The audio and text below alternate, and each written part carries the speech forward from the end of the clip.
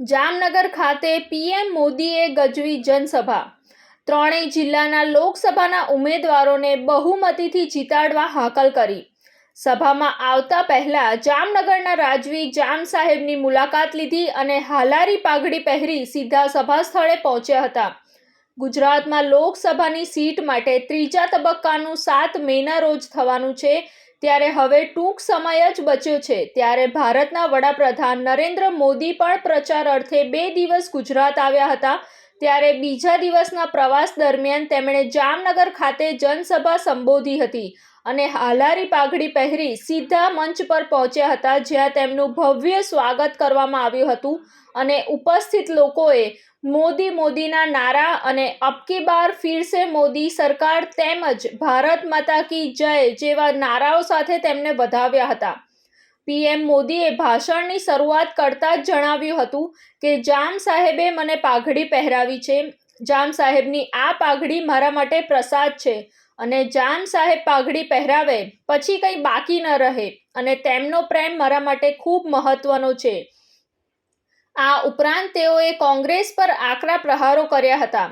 તેઓએ જામનગરના ભરી રહેલ હરણફાળ વિકાસ અંગે દેશભરમાં જામનગર ખૂબ આગળ વધી રહ્યું છે અને વિશ્વ ફલક પર જામનગરને વંદે ભારત ટ્રેન, આયુર્વેદિક યુનિવર્સિટી, WHOનું સેન્ટર, ભવ્ય કોરિડોર અને અન્ય ઉપલબ્ધિ જોવા મળી રહી છે.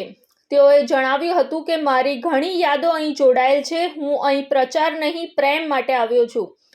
તેઓએ રાજા રજવાડોની શહાદત અને શક્તિને યાદ કરી હતી.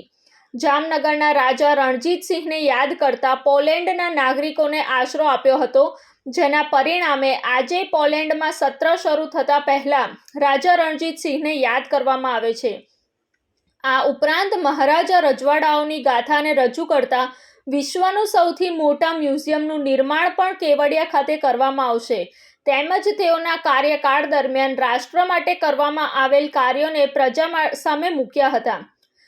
તેઓએ 7મી મેના રોજ તમામ મતદાતાઓને અવશ્ય મતદાન કરવા માટે અપીલ કરી હતી.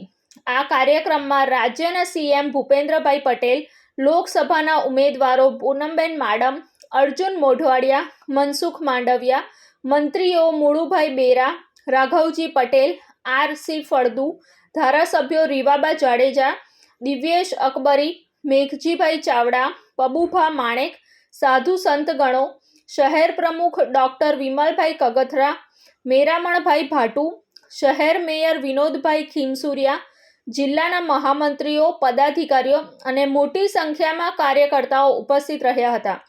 Report Sanjeev Rajput, TV9 Gujarat, Jamnagar.